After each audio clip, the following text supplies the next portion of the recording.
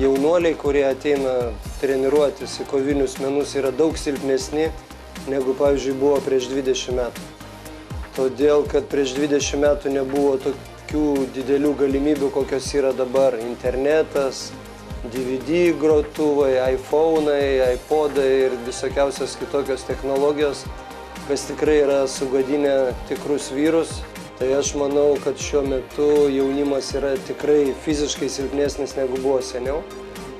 Nors gal šiek tiek pliusą matau tame, kad tie žmonės, kurie ateina ir išlieka mūsų klube, tai būtent lieka tie tikri kariai, kurie ir garsina Bushido, A1.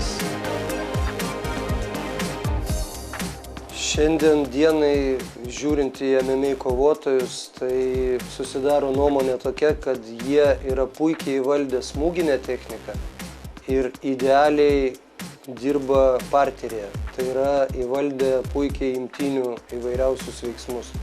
O pasaulyje nėra geresnės smūginės technikos kaip Muay Thai, kadangi ten galima smūgiuoti alkūnėmis, keliais, kojomis, rankomis.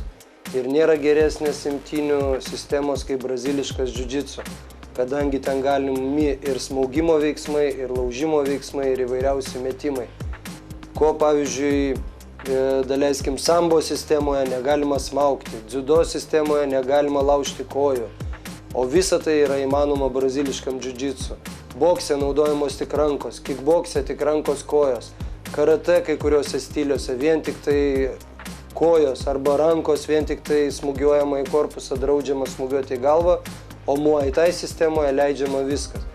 Tai savo klube mes pasirinkę dvi šakas, tai yra braziliškas jiu-jitsu ir Muay Thai. Žmonės tie, kurie dalyvauja MMA kovose, jie treniruojasi abi šias kovinės sporto šakas, o mums treneriams tik tai belieka paimti ir sujungti tas sistemas į vienetą ir gaunasi tie maišyti koviniai menai, kuriuos mūsų titano kovotojai demonstruoja MMA ringose. Šiame turnyre rezerviniai kovoj žiūrovai ir specialistai išvyks naują kylančią žvaigždę Vytautą Ganauską, kuris tikrai labai stipriai atsidavęs šiam sportui. Nors jis nėra jau labai jaunas, jam yra 24 metai, jisai sporto klube treniruojasi senokai, tačiau tai yra vienas iš pirmųjų jų kovų. Šis žmogus yra turėjęs 2 kovas, jisai jas abi laimėjęs labai greitai nokautais. Ir manome, kad ir trečioje kovoje, kuri įvyks Siemens arenoje, jisai pabandys pademonstruoti tą techniką, tos dalykus, kuriuos jis geriausiai sugeba.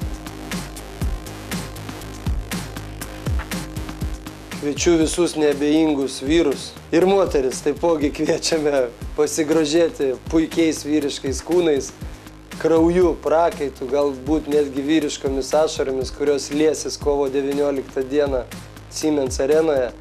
Kviečiu ateiti palaikyti titano kovotojus ir taip pat kviečiu visus norinčius treniruoti sporto klube Titanas. Bet sportuoti šį stiprų, tikrą, griežtą, galingą meną kviečiu tik tai vyrus. Moteris geriau laišoka, dainuoja ir laukia savo nugalėtojų sugrįžtančių namo.